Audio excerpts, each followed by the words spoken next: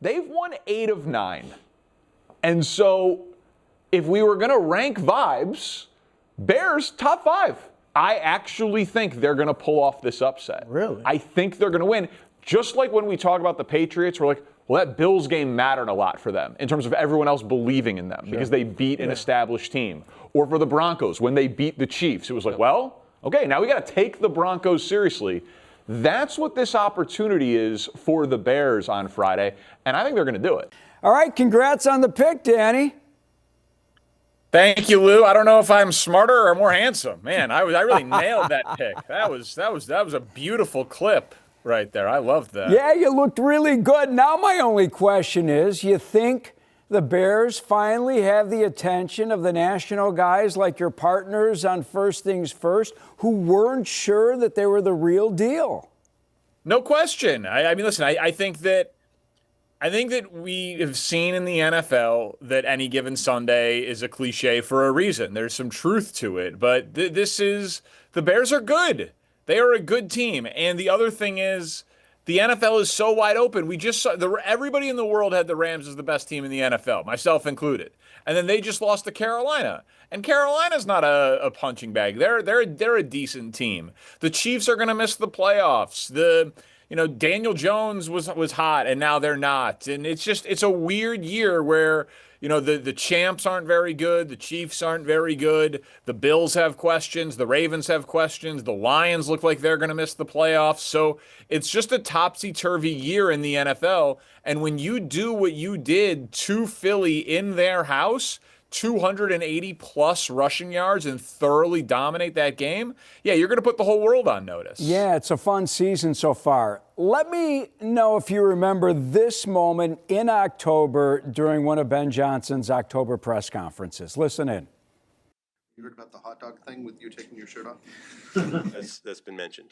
It's a little disturbing. Why would we want to see that? I know you guys are hungry for more, right? Itching. Let me tell you something. The city of Chicago's hungry too.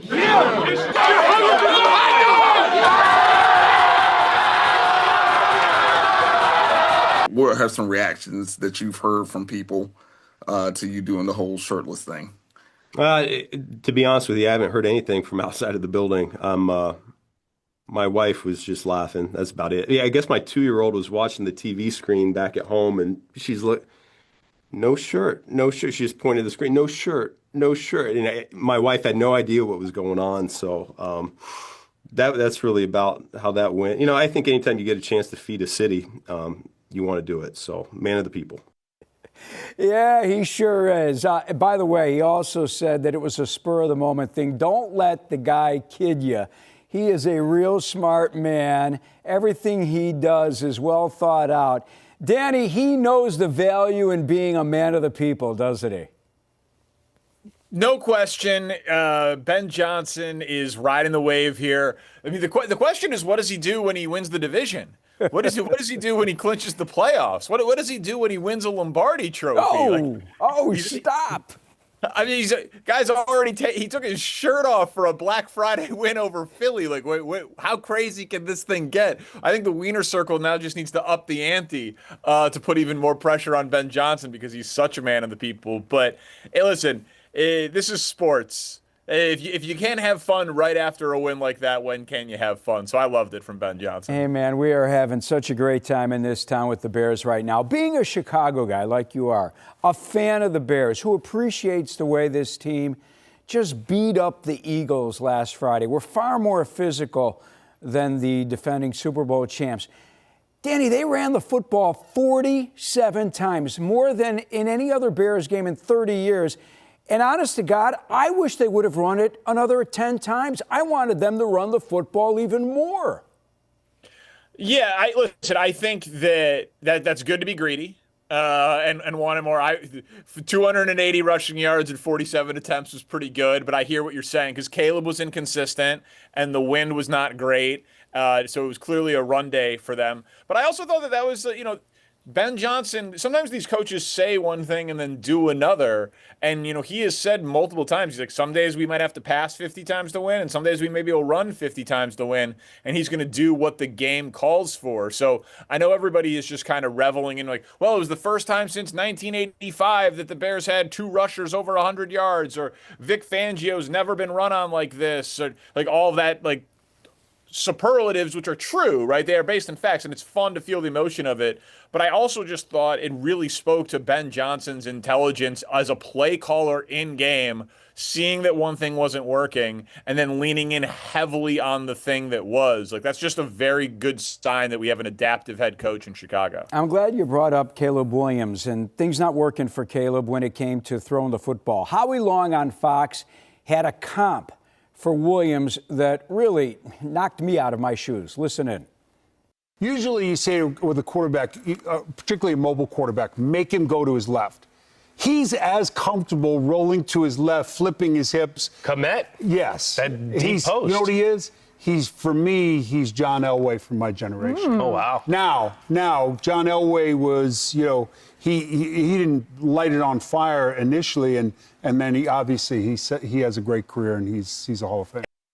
All right, Danny, I want you to follow me here because I did some research after seeing that, because that really did knock me off my shoes. I'm thinking, what, John Elway? Wow. Now, I went and I looked back at Elway's numbers.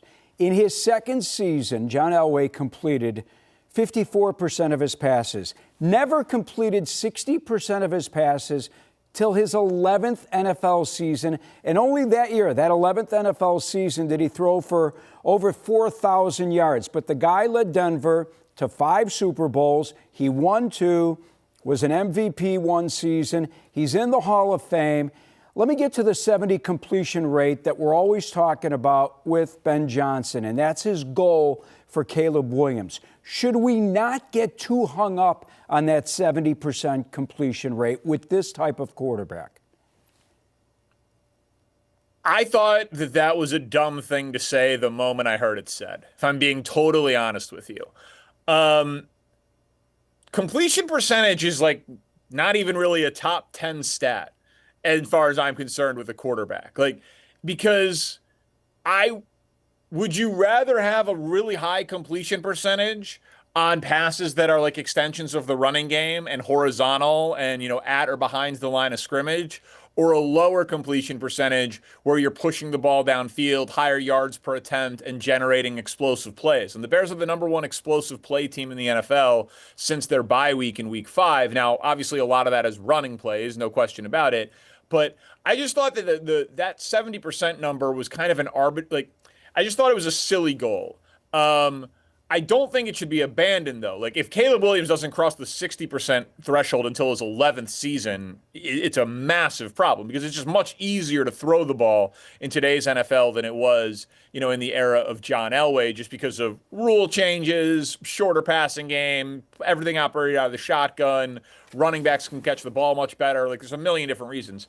But so I think that, like, somewhere between what Caleb is doing in the high 50s and the unnecessary lofty number of 70% is reasonable. Like, I do think Caleb's completion percentage this year is disappointing. I think his accuracy this year is disappointing, but I don't think we should be holding him to 70%, even though the head coach of the Bears said that it should be 70%. I just don't look around the rest of the NFL and see, like, oh, you need to complete 70% of your passes to be great. That's just not a thing among the best players. I'm with you, and we're realizing that this guy has talents that maybe we know Jared Goff doesn't have. Let me move on, because I want to talk about the defense in a short amount of time. What did you think of Dennis Allen's game plan and his use of all the defensive backs with Gordon back and Jalen Johnson? I mean, listen, it's working. I think it's working. I think, Wright has been probably the best story of the season on their defense. Jalen's an incredible player and adjusted nicely. The old saying, like, you have 2 quarterbacks, you have none. On the defensive side of the ball, you cannot have too many cornerbacks. Like, you cannot have people like, oh, what's going to happen to Nahshon Wright's playing time or whatever? Like, not going to be an issue. Like, teams are playing 3-4 wide receivers so often now. Cornerbacks get hurt. It's such a tough position to play that, like, that is a true luxury. If the Bears have too many good defensive backs, there is no such thing, and it'll just be a strength for them going forward. So I thought it was a step in the right direction. And again, it should pay dividends. Like this, it's going to get real cold. These games are outdoors the rest of the way. The Bears are a good running team. They're a good takeaway team. Like, hopefully the best defense that the Bears play all season is still ahead of them, and they can be real dangerous on both sides of the ball. All right, let's move on to the Packers. Green Bay's offense, hot and cold so far this year, but man, that defense, maybe football's best with Micah Parsons. Bears offensive line against one of the game's great pass rushers. Who do you like? Who are you taking? Yeah, I'm going to take the Bears again. I think that what the Packers did on Thanksgiving is their idealized version. Jared Goff throwing down the field. They went 3 for 3 on 4th down on Thanksgiving, 2 for touchdowns, and then the one late to ice the game. One of them was a 4th and 3, and Jordan Love completed a 30-yard bomb. Like, that's what he does. I'm like, why are you throwing 30 yards on 4th and 3? You could throw for 5 yards. But he's a gunslinger. So there's a high variance to playing that way. You're right. Their defense has been excellent, but I do think you can run on them. Wyatt got hurt, so he's out for that game. If the Bears fall behind and have to catch up by passing the ball, huge problem. But if they run the ball and they play from out in front and you neutralize that pass rush a little bit, I think the Bears can win. And, Jordan Love just had an awesome game, so maybe he's due to throw a couple of interceptions. I feel like Jalen Johnson's got to get one. So, I'll take the Bears in another upset. I like it. Top of the NFC, man. Crazy good. 6 teams with 8 wins. Ben Johnson earlier today said that the Bears need 11 to get an invite to the playoff party. If that's the case, which 2 games you think they're winning? I don't know why we cap it if they only can win 2. I think they can win more than 2. But I mean, the easiest path there, I guess, would be splitting with Green Bay and beating Cleveland. Like, if you want me to just pick 2, figure out a way to win one of those. Give me more. But yeah, go for more, man. Like, Detroit's heading in the wrong direction. San Francisco is injured. Don't give up on the 1 seed, Lou. It's possible. At this point, we are far enough into the season. They're the 1 seed. Anything is possible for the Bears this year. Anything's on the table. Well, then let me ask you, put you on the spot. Danny, through week 13 of the season, who's the best team in the NFC? If you had to pick the best team in the NFC right now, who would it be? I'd pick the Rams. Okay, you still got the Rams. I would still pick the Rams. Like Carolina is actually better than people think. Stafford's unbelievable. Their receivers are great. Their coach is great, and their defense has been great. Like, the Rams' defense has been much better than the Bears' defense over the course of this season. So I'm not going to say the Bears are the best team in the NFC right now, but if the playoffs started today, the Rams would have to come to Chicago for an NFC Championship game, and depending on that weather, maybe you take the Bears in that spot. Last week you said the Parkins playoff meter was at 70%. Where is it today? Yeah, like 85%. And they're going to the blue. Good teams in the NFC are going to miss the postseason. But I don't think it's going to be the Bears at this point. It's not going to be the Bears. Any chance you'll be in town in line at Wiener Circle when it's 20 degrees waiting for a free hot dog? 0.0. Are you crazy? Like, get on a plane for a free hot dog to fly back to New York. I will represent Chicago in the Wiener Circle better by doing first things first tomorrow and shouting them out more than I would by being one of the many people in line. But I love it. This city's going to go insane and get frostbite for a free $4 hot dog. Like, it's my kind of town. I love it. Unbelievable. Our kind of town. As always, thanks for the time, man. We'll talk to you next week. Thanks, Lou.